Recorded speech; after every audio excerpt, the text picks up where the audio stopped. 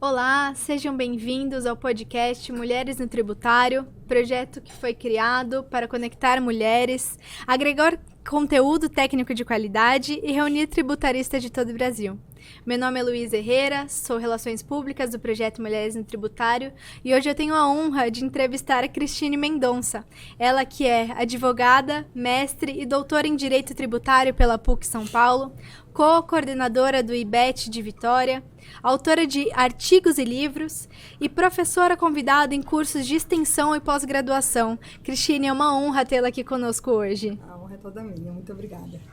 Cristine, eu gostaria de conhecer um pouquinho da sua história, de como você escolheu o direito e por que o direito tributário, né? Que é um nicho tão específico. Nos conte um pouquinho. A história é longa, né? Já tem alguns anos já. Na verdade, eu sempre tive uma aspiração de ser professora. Então, eu poderia ter escolhido qualquer coisa, gastronomia, publicidade. E eu acho que eu estaria nessa função de professora, porque o que me chama antes do direito é a cátedra, assim, né? Esse lugar de estar com o outro, podendo viabilizar a transformação do outro. Tanto é que eu seria professora de Direito de Família, até que eu sou de Vitória, Espírito Santo, né? Você comentou aí sobre o IBET, até que eu vim para São Paulo para tentar o mestrado em Direito de Família. Não passei, e essas coisas da vida, né? Na hora a gente chora, não entende, mas me esforcei tanto tal, mas resolvi ficar em São Paulo. Na época, isso, 1998, janeiro de 1998. E eu tive a oportunidade de ser ouvinte numa disciplina de lógica jurídica, em que o professor Paulo de Barros Carvalho, que é um tributarista, que ministrava. E aí eu me apaixonei por lógica. E eu, antes de me apaixonar pelo tributário, me apaixonei por essa disciplina. E ele foi para o tributário. Claro, ele era tributarista, né? Então, eu virei tributarista e foi mesmo uma relação de paixão, assim. O tributário junto com a docência. Então, antes de ir para a advocacia, eu fui professora de direito tributário, né? Caramba. Porque é claro que o objetivo era ser professora de qualquer coisa, você está lembrando, né? Uhum. Então, eu tive muita afeição, porque o tributário, dentre as outras disciplinas, ele te possibilita raciocinar sobre. Né? Você falou que é de relações, a sua área é relações públicas, né? Então, o que acontece no direito hoje, de forma usual? O bom advogado, o bom jurista seria aquele que acumulasse muitas informações. Né? E eu tenho TDAH, eu tenho um problema de memória sério. Então, memorizar informações nunca foi a minha maior habilidade. Né? Até a hora que eu aprendi que eu poderia raciocinar, eu poderia pensar sobre. Porque no tributário não dá tempo de esperar uma obra ser publicada para que você leia o autor, para que você fale sobre o assunto. Porque é tudo muito rápido e tudo muito volumoso. Então, você tem que criar a sua tese, você que precisa criar a sua linha de raciocínio. E esse instrumental, né, me deu essa possibilidade. Então, foi quando eu descobri que eu podia ser inteligente. Olha isso. Passei 5 anos frustrada na graduação, porque todo mundo sabia número de recurso extraordinário, sabia nome de autor, que era um ministro, tal. E eu tinha uma questão de memória. Né? Então, quando eu vi que haviam instrumentos que eu poderia raciocinar, e o direito tributário é fabuloso por isso. Né? E aí eu já até emendo, né? Direito tributário e o ICMS. Que você não me perguntou, mas aí eu, dentro do tributário, me apaixonei pelo ICMS, porque o ICMS não tem um dia igual ao outro. Então, a ideia de que você sabe, que você detém o conhecimento, ela é colocada em xeque a todo momento pelo seu cliente. Porque, veja, ele é empresário, trabalha com aquele determinado produto, determinada área, e às vezes ele sabe mais do que você, claro. Por quê? Porque ele lida com aquilo e de repente aquele produto tem uma legislação específica. Então, assim, o tributário que me dá a toda hora informações novas, para que eu possa raciocinar, vira um desafio, sabe? Sim. E aí é uma construção constante. E é um setor que está em constante mutação, né? É um Total. setor que não para, você não tem uma rotina determinada, você não tem como você mencionou, né? Você não espera um livro ser publicado para você ter aquela teoria pautada. Está constantemente em atualização, né? Principalmente esse projeto fomenta isso, né? Trazer novos questionamentos, trazer novos assuntos, porque não para. É um mercado que não tem como. Não tem mesmo. Não tem, e isso é aquela máxima, né, de que só sei que nada sei, né, atribuída aí a Sócrates, né, é uma verdade no tributário. Então, essa humildade de você assumir que você não sabe, que você não conquistou tudo, vira também um desafio, né, uma construção. E a gente está no Brasil, vamos combinar. Então, se a gente fala do tributário no ordenamento brasileiro, que se tem mutação, como você disse, imagina aqui, com 27 unidades, 5 mil municípios, vou chutar aqui, né, fora a União, então não só uma legislação constante, mas pulverizada, né? Então é um caos, de fato. A mulher sabe lidar muito com isso, né? Porque a gente consegue lidar com esses ambientes caóticos, acredito eu, de uma forma melhor, não sei se é uma predisposição genética ou não, mas a gente lida, né, nesses ambientes. Então, assim, é um caos, poderia ser melhor, né? Há reformas que propõem essa melhora, mas eu estou falando não do ordenamento, estou falando de mim, né? Então, assim, lidar com isso, lidar com essa mutação constante, com essa novidade, para mim muito bom, porque diariamente eu reafirmo a necessidade de ter uma teoria forte, de ter um instrumental para trabalhar com isso. Com certeza. E ainda falando de mutação, você citou a reforma, e por curiosidade eu queria saber a sua opinião. A reforma tributária vem sido muito debatida, né, nesse início de ano, sim. E tem vários projetos de reforma tributária, e eu gostaria de saber, na sua opinião, qual é a que mais se adequa ao nosso sistema hoje? Nossa, agora você me pegou. Por que eu fui falar de reforma? Bom, essa reforma que hoje está noticiada na mídia é uma reforma que já começou no governo passado, que foi iniciada no CECIF, que o Bernard Arnault está hoje à frente junto com o Haddad. É essa que a gente vem vendo hoje nos noticiários. Há uma discussão muito grande a respeito da autonomia dos estados, dos municípios, e eu sou muito cética com relação à passagem dela. Mas eu tenho a honra, eu fui professora da Vanessa Raal Canado, que participou ativamente, participa e fala sobre a mulher tributarista no meio de tantos homens da reforma, ela está lá.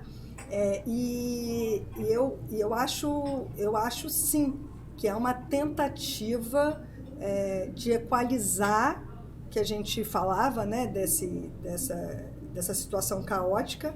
Eu vejo como uma proposta de juntar a tributação do consumo, né, que essa é a bandeira principal, juntar todos os tributos sobre o consumo, incluindo o ICMS. Eu ficaria sem emprego daqui uns 10 anos, mas eu vejo sim, o Brasil ele cria tributos e que a gente falava, dá para cada ente, né, um tributo de consumo, cada um com uma forma de apuração diferente e numa pulverização. Então, assim, é uma história que tem tudo para dar errado, né? Essa proposta, ela tem, né, como objetivo principal juntar, né, e dar uma possibilidade de um ordenamento, de um procedimento único garantindo o creditamento.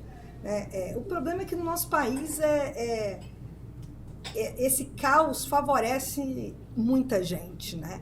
Então, desfavorece aquele consumidor final que está ali, mas favorece setores. Então, nisso eu sou cética, sabe? Sou cética porque acho muito difícil que os municípios, os estados se curvem, porque é uma fonte de arrecadação, ISS e o CMS, né? E sou cética porque há interesses de vários setores da economia. O Brasil ainda acho que está distante de chegar no que essa reforma propõe no seu nascedouro, que agora acho que está cheio de emenda, e por isso que eu brinquei se a gente ia falar mesmo de reforma, porque eu não estou acompanhando. Opa, desculpa. Tá vendo que eu sou muito agitada e tenho TDAH. Está longe de ser a reforma raiz. Então, eu não consegui acompanhar essas emendas. Então, eu não sei hoje te falar onde ela está e quais são as emendas. Mas, certamente, não é a original, né, que vai ser votada e discutida. Eu tenho essa impressão. E hoje você abordou um pouco do ICMS, né? E você... minha paixão. Você é uma pessoa que tem talentos, né, voltados ao setor tributário, e a gente tem de vários setores, né? Porque apesar de ser um nicho muito específico, o setor tributário, a gente tem várias vertentes, né? Sim. E ter uma profissional que aborda tanto esse tema com tanta propriedade agrega muito conteúdo para outros tributaristas. E eu queria que você comentasse um pouco, né, sobre o que você abordou na palestra de hoje. Bacana. Mais uma situação caótica. O que acontece? O ICMS, ele incide sobre várias situações. Mas os antigos chamam o ICMS de ICM. Por quê? Você deve ter seu pai, seu avô, que fala, o ICM aumentou. Tá? Por quê? Porque antes de ser ICMS, ele era ICM sobre circulação de mercadoria, operações de circulação de mercadoria. Então, quando a gente fala em ICMS, a gente liga muito a figura da mercadoria. Só que a mercadoria é algo que a gente vende com habitualidade e volume, com intuito comercial, para que seja mercadoria.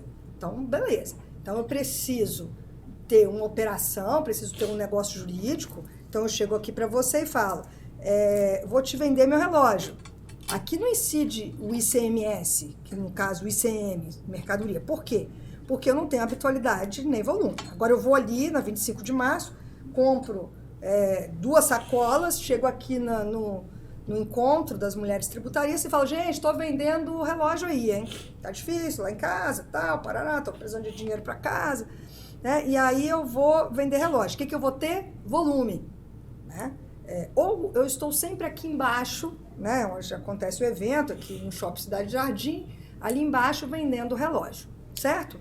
Então, no primeiro caso em que eu vendo para você, eu não tenho mercadoria, não teria o ICMS. No segundo caso, tem, porque eu tenho volume, E no terceiro caso, eu também tenho, porque eu tenho habitualidade, eu estou sempre ali vendendo, tudo bem? Só que, veja, eu estou falando você, certo? Então, a gente vai fazer um contrato. Você chega e fala, não, Cristina, eu quero esse relógio da 25 aí e tal, parará, e aí eu te vendo. Então, a gente vai ter um negócio jurídico. Você vai me pagar, espero, Você vai me pagar e eu vou te dar o relógio. Então, vai ter uma venda. Então, e vai trocar de titularidade, Então, vai ter uma mercadoria, porque tem volume, vai ter a troca da titularidade, vai ter um negócio jurídico de venda, eu e você. Tudo bem? Ótimo. O que eu falei hoje? Por muito tempo, e sempre, desde que eu trabalho com ICMS, que se incide ICMS quando a mercadoria vai para um outro estabelecimento do mesmo contribuinte. Então, o centro de distribuição dele manda para o varejista. Ou todo mundo já viveu essa situação, que a gente fala assim, não tem esse produto aqui não, mas eu vou pedir da minha outra loja. Não é isso? E aí a mercadoria vem para a outra loja. Ou seja, é a mesma pessoa, é o mesmo contribuinte, e só está trocando de estabelecimento, que é a mesma pessoa. A doutrina vinha em peso e falava, um absurdo, por quê? Não tem negócio jurídico. Veja, no meu exemplo, você, 2 pessoas diferentes, ou a empresa A, a empresa B. Nesse caso, não é, porque a pessoa jurídica é a mesma. eu só tinha estabelecimentos distintos. Pois bem, e também não é mercadoria, porque eu não estou te vendendo, né? Então não tem troca de titularidade, não tem a operação e não teria a mercancia, né? Aquele produto, na verdade, estaria só passando de um estabelecimento para o outro. Só que a gente convive com isso já há muito tempo, né? Então, o que se faz? Que é uma outra característica do ICMS. Eu acredito na hora que entra a mercadoria no estabelecimento e eu debito quando sai. É um sisteminha que se chama não cumulatividade, tá? E aí, mesmo nas transferências, se cobrava o ICMS. Mas, na hora que chegava lá no outro estabelecimento, aquele ICMS que o estabelecimento dele pagou, o outro se creditava. Né? E aquele que estava pagando na venda, ele também se creditava das operações anteriores. Desculpa, aquele que estava pagando na transferência também se creditava. É um joguinho de crédito e débito típico, bem típico do Brasil, nessa forma de compensação, porque não é o IVA, aquele imposto sobre valor agregado. Nosso sistema de apuração do ICMS é complexo, enfim. Ok, mas vivia todo mundo muito bem. A gente vivia bem porque, apesar de saber que não incidia, fazia o creditamento e fazia o débito. E aí o governador do Rio Grande do Norte resolve entrar com uma ação pedindo a constitucionalidade desses dispositivos que eles vinham sendo questionados aqui e ali. Eu tô falando mesmo do tema, hein? Posso continuar? Por favor. Então beleza, vou terminar. E aí, o que acontece? A gente tinha alguns questionamentos falando, não é operação, não é circulação, não é mercadoria, mas se vivia dessa forma. Então, o governador do Rio Grande do Norte resolve entrar com uma DC, que é uma ação declaratória de constitucionalidade. O Supremo fala, não, é inconstitucional, não pode incidir. Só que, veja, 27 estados, quer dizer, 26 estados do Distrito Federal, né, 27 unidades federadas, as notas fiscais que vocês conhecem, elas são padronizadas por um convênio, todos os registros contábeis são feitos também, estabelecidos por convênio, de forma unificada, e de repente vem uma decisão do Supremo e diz que não incide. No momento que ele diz que não incide, a doutrina falou, é isso mesmo, os advogados tributaristas falou, é isso mesmo, não pode incidir, né? Porque entre estabelecimentos não teria incidência. O problema é que já estava tudo pronto para esse creditamento, para utilizar como crédito quando chegasse lá, para quem fez a transferência usasse os créditos daquilo do que ele comprou antes da transferência. Então, o que eu falava ali para as meninas? Elas acharam engraçado, mas eu falei, eu tinha vontade de conhecer o governador do Rio Grande do Norte, porque ele entra para falar que declarasse constitucional e, de repente, o Supremo declara inconstitucional. E aí, a gente tem uma situação, porque agora eu vou ter que ter um novo código, eu vou ter que garantir esse creditamento na entrada, e aí o Supremo fala, não, mas tem que garantir o crédito. Tá, mas como que vai garantir? Acompanha, mas como? Não tem na nota fiscal. Então, a gente vê uma coisa muito interessante, né? Às vezes a gente pega uma decisão, isso a gente tem que ter muito cuidado, né? Uma decisão que a gente acha que é favorável ao contribuinte, só que muitas vezes esse favorável está dentro de um contexto que causa muitos problemas que a gente vai chamar no direito tributário de obrigações acessórias, de deveres instrumentais, né? E hoje, aquilo que a gente comentava no início, o que a gente falava? Nosso sistema é caótico, tem legislação de tudo quanto é tipo, são várias unidades, tem os municípios, tem os estados, tem a União. Então, imagina que eu vou ter que ter uma adequação de todos os estados, né? Lei complementar, adequação dos estados e uma adequação dos documentos. Então, enquanto comemoram, talvez seja uma postura até pessoal, eu vejo com muita preocupação, porque Não sou do fisco, sou advogada tributarista, mas eu vejo com preocupação porque essa adequação, entende? De tudo. Não deveria incidir? Não deveria incidir. Sempre incidiu, né? Mas incidiu permitindo o creditamento. Na hora que eu falo que não incide, como é que fica o creditamento? E aí, enfim, é essa situação que a gente colocava lá.